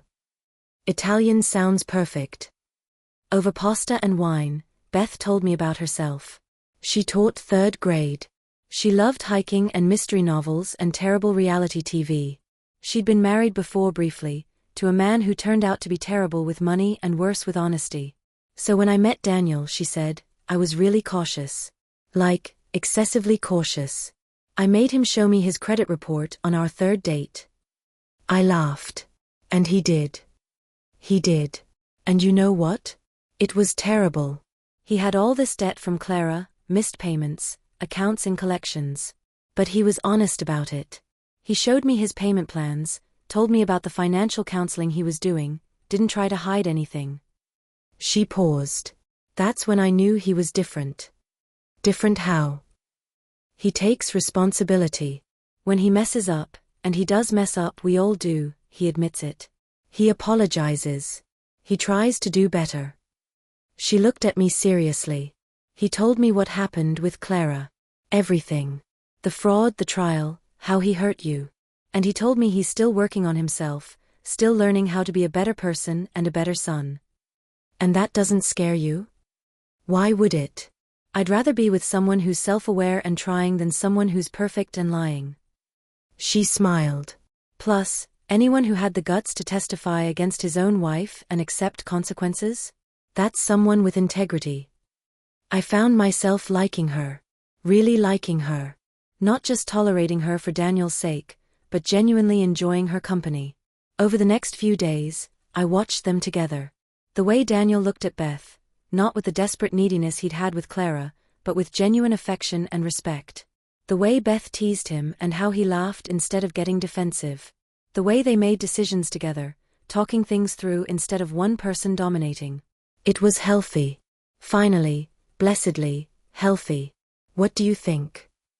Daniel asked on my last night there, after Beth had gone home. I think she's wonderful. I think you're lucky to have her. I am. He smiled. Mom, I know I've said this before, but I need to say it again. I'm sorry. For everything with Clara, for how I treated you, for choosing someone who hurt you over protecting you. I failed you. Yes, you did. I didn't soften it. But you're not failing me now. You're doing the work, making better choices, being honest. That matters. Beth wants to do the wedding differently than Clara did. She wants you involved. She actually made a list of questions to ask you about family traditions and recipes and stuff. Something warm bloomed in my chest. I'd love that. And Mom? Beth knows about Dad. About the drinking, the gambling, all of it. I told her because I didn't want any more secrets. She thinks I should talk to you about it. About how it affected me, about the patterns I learned. This was harder. But we'd promised each other honesty. Okay, let's talk. We stayed up until 2 in the morning, Daniel and I, finally having conversations we should have had years ago.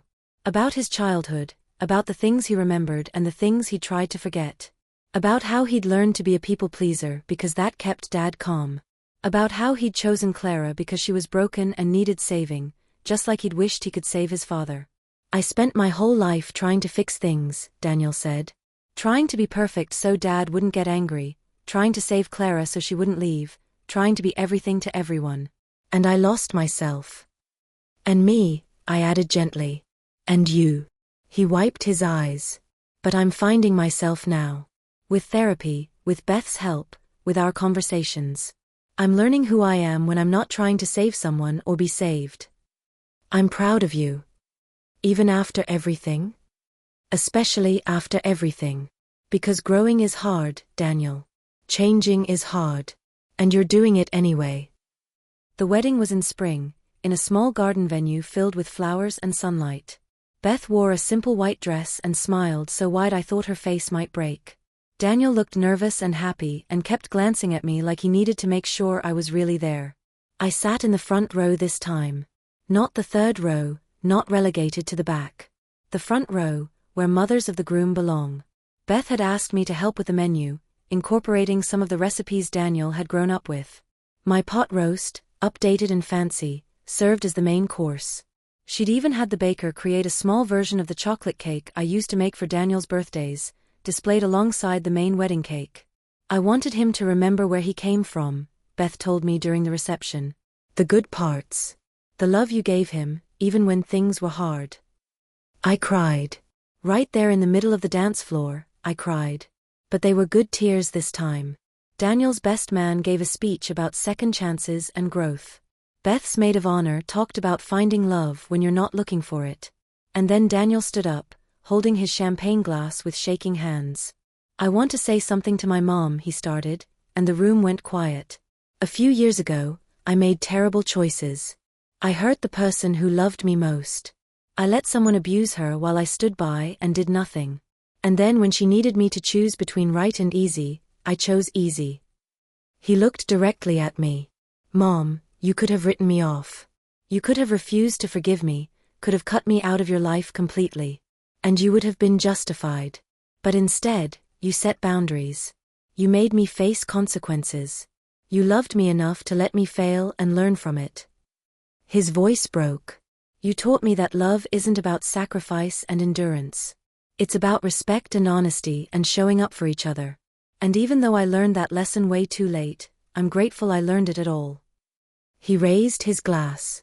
To my mom, Margaret Whitlow. The strongest person I know. Thank you for not giving up on me, even when I'd given up on myself. Everyone drank. Everyone clapped. And I sat there feeling something I hadn't felt in years, seen, valued, appreciated. After the wedding, Beth and Daniel came to visit me in California. They stayed for a week, and we did tourist things like riding bikes along the beach and visiting the zoo and eating too much seafood. One evening, watching the sunset from my balcony, Beth asked, "Do you ever regret moving out here? Leaving Ohio?" I thought about it. About my old house, my old life, the woman I used to be. No. This is where I was supposed to end up. It just took me 72 years to get here. Daniel says you're dating someone. She grinned. He won't tell me anything about him, says it's your business. But I'm nosy. I laughed. His name is Frank. He's a widower, retired teacher, very sweet. We met at a bookstore. Is it serious? I don't know yet. We're taking it slow. Learning each other. I smiled. For the first time in my life, I'm not rushing into anything. I'm not trying to be what someone needs. I'm just being me and seeing if that's enough. And is it? So far, yes. Frank was different from Robert in every way that mattered. He was patient, kind, genuinely interested in my thoughts and opinions. He didn't need to be saved or fixed or managed. He was just a man who enjoyed my company and didn't try to make me into something I wasn't. We went to museums and concerts. We cooked dinner together and watched old movies. We talked about books and politics and our lives before we met. And when he eventually asked if I wanted to make it official, to be in a real relationship, I surprised myself by saying yes. Not because I needed him, but because I wanted him. There was a difference. 6 months after Daniel's wedding, I got another letter from Clara. This time I opened it. Dear Margaret, I know you said you wouldn't write again, and I respect that. But I wanted to let you know I'm being released early. Good behavior, completed programs, positive evaluations from the therapists. I'm terrified. Not of being free, but of becoming who I was before. Of falling back into old patterns, of hurting people again. My therapist set me up with a halfway house and a job. I'll be working at a non-profit that helps abuse victims. Ironic, I know. But they're willing to give me a chance. I'm not writing to ask for anything. I'm writing because you were the person I hurt most, and I want you to know I'm trying. Really trying. To be better, to understand why I did what I did, to make sure I never do it again. I hope you're happy. I hope Daniel is happy. I hope everyone I hurt has found peace. And I hope someday I can find it too. Clara. I folded the letter and put it in a drawer. Not to keep it, but to decide later what to do with it. Frank found me sitting on the balcony, staring at the ocean. Everything okay? He asked. Clara's getting out of prison early. He sat beside me, didn't try to fix it or tell me how to feel. Just sat there. Are you worried? He finally asked. I don't know. Maybe. But also, I hope she really has changed. Not for me, but for whoever she meets next. For herself. That's generous. Maybe. Or maybe it's selfish. Because if she's changed, then what happened to me meant something. It wasn't just cruelty for cruelty's sake. It was a broken person who finally hit bottom and decided to climb back up. Frank took my hand. You're a good person, Margaret. I'm trying to be. No, he said. You are. The trying was you learning to be good to yourself. But the core of you? That was always good. I leaned against him and watched the sun set, thinking about all the versions of myself I'd been. The young wife who accepted abuse. The mother who sacrificed everything. The victim covered in garbage. The woman who chose herself. The person I was becoming. All of them were me. All of them had brought me here. And here was pretty damn good. 3 years after the wedding, Daniel called with news. Mom, you're going to be a grandmother. I screamed. Actually screamed with joy. Beth's due in December. We're not finding out the gender, we want to be surprised. But Mom, we want to ask you something. Anything. Would you move back to Ohio? Not permanently if you don't want, but maybe spend a few months a year here? We want our kid to know their grandmother. To really know you. I looked around my California condo. At the life I'd built, the freedom I'd found, the person I'd become. Can I think about it? Of course. No pressure, Mom. We'll visit you if you can't. I said think about it. Not no. Because the truth was, I wanted to know my grandchild too. Wanted to be present, involved, part of their life in a way I'd never quite managed with Daniel. But I also didn't want to lose myself again.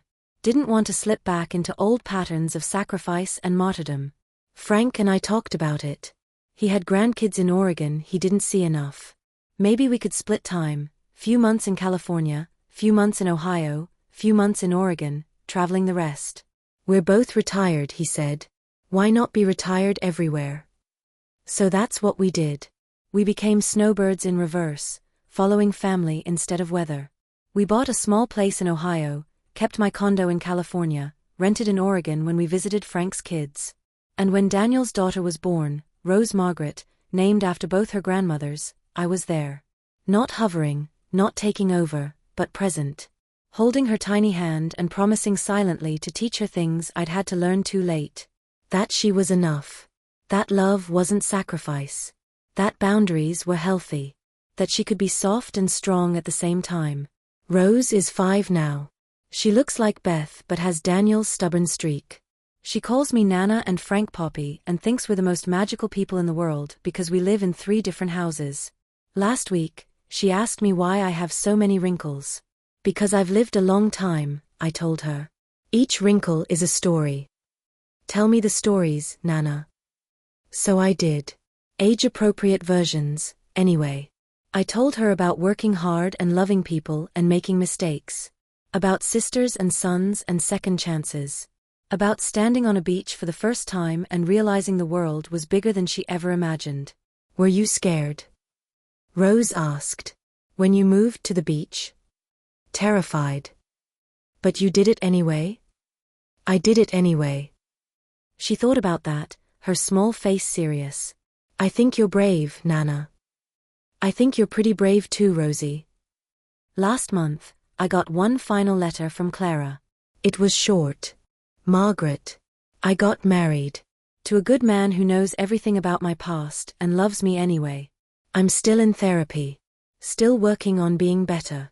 I'm writing to say thank you. For pressing charges, for holding me accountable, for not letting me get away with it. Prison saved my life. It forced me to face what I was and choose to be something different. I know that doesn't erase what I did to you. But I wanted you to know it mattered. I hope you're well. I hope you found the happiness you deserve. I won't write again. This is my final goodbye. Clara. I showed the letter to Frank. What do you think? I think people can change.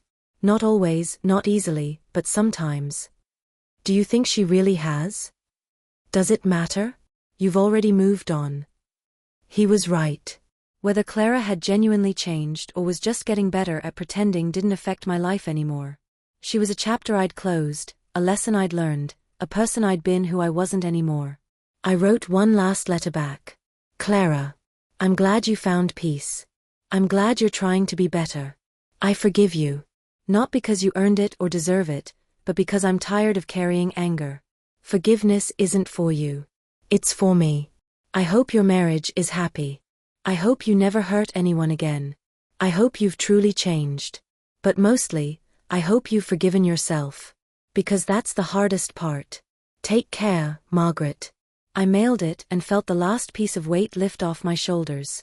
That evening, Frank and I sat on the balcony watching the sunset, our favorite ritual in every house we stayed in. Rose was inside with Daniel and Beth, probably getting spoiled with cookies before dinner. Any regrets? Frank asked. I thought about the question. About all the years I'd wasted, all the pain I'd endured, all the versions of myself I'd been. No, I said finally. Because all of it, the good and the bad and the ugly, brought me here. To this balcony with you, with a grandchild I adore and a son who's finally becoming the man I hoped he'd be. To a life I actually want instead of one I'm just enduring. That's beautiful. No, I smiled. It's just true. Rose came running out then, cookie crumbs on her face. Nana. Daddy says you have to tell me the story about the wedding with the garbage.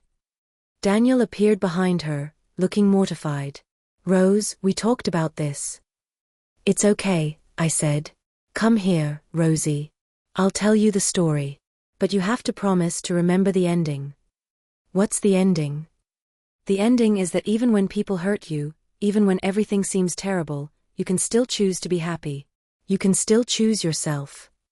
That's a good ending, Rose decided, climbing into my lap.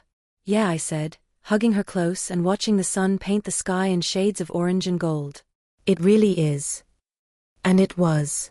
After 77 years, countless mistakes, mountains of pain, and one very public humiliation, I'd finally found my happy ending. Not because someone rescued me. Not because everyone who hurt me got punished. But because I'd rescued myself. Because I'd learned that sometimes the bravest thing you can do is choose your own happiness over everyone else's comfort. Because I'd learned that justice doesn't always roar.